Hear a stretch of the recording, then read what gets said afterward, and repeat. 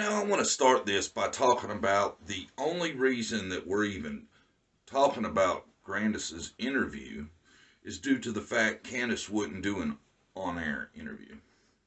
Instead, she chose to release the statement. And I want to say, being on lives and taking donations and all that stuff, I'm not going to knock a person for making some money however they can. But when you do that and are on camera and then refuse to come on camera to talk about your daughter's case, I'm not a big fan of your thinking or your actions. It's troublesome. Moving on. So, like I said, Grandus did an interview recently. I made a video about the first part of the interview that I seen.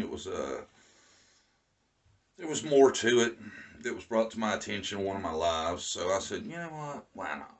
Why not? Let's see what it's all about, right? So, Grandus is doing an interview with Ainsley Daniels. She's telling, different things. They're kind of bouncing around. And one thing that comes up was the order of events on June 15th, the day Summer went missing. Grandus's story is she had taken a nap when I got home. Then the flowers get planted, all that, and Summer disappears. What's interesting about that is everybody had said that she had been messaging people, and her story was that she woke up to Candus screaming Summer's name looking for her. Now, the reason that's an issue is because we can't confirm that. But regardless, this came out of Grandus's mouth, and those are the things I like. That's why I like to do a lot of my videos on people's interviews, because they said it. We heard them, we watched them, they said it. So, Grandus screwed up. Either this is the truth, it wasn't abduction, this is the way it went down, or Grandus definitely knows what happens to Summer because she was awake. She wasn't asleep. She didn't hear no scream. So, if that's the case, then that puts her heavily in the mix for involvement. If it was not an abduction, which I don't believe it was. My personal opinion, I don't think it was. Another thing I took out of this, according to Grandus herself, she immediately was worried about abduction. She says that she's watching the boys search, making sure nothing happens to them. On a bum knee.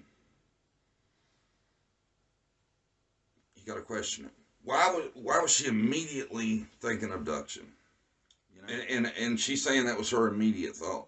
And we all know the story about once we knew she wasn't by her swing, we know she wouldn't go anywhere else. We all knew that was bullshit, okay? People have come out and said they had seen Summer playing in the road. Not sure if he senior said that. I don't feel like he was lying. So if Grandus now jumped straight to abduction that fast too, there's a reason for it. That's all I'm going to say about that video. The way she switched the timeline, it's definitely not a good look for her. It's not. Now you're in it. You're in the mix.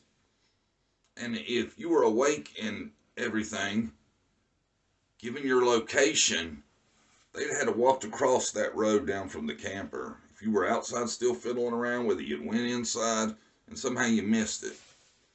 The story gets worse the more times I hear it.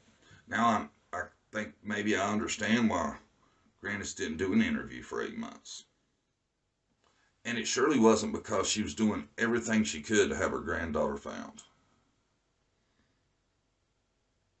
So Grandus looks real suspicious in my eyes. If you rank the suspects 1 through 3, she's in there.